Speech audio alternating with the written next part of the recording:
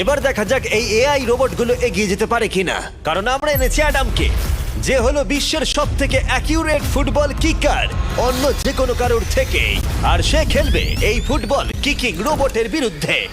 আমি দেখতে চাই কে ফার্স্ট কিক করবে, তুমি নাকি এই রোবট। কিন্তু কিক করো।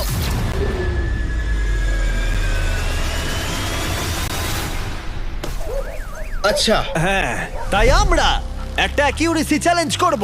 আর নিয়মটা হলো খুবই সহজ, যে টার্গেটে বলটাকে মারতে পারবে সে জিতে যাবে। এটা মানবতার জন্য করো। ঠিক আছে, দেখা যাক মানবতার জয়।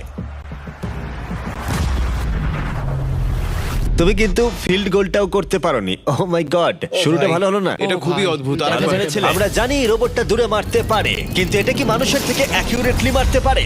ও, এটা অনেকটা খুব কাছে ছিল। মানবতা কি এবারে হেরে যাবে? কিছু বলবে তুমি? না, ও মেরেছে।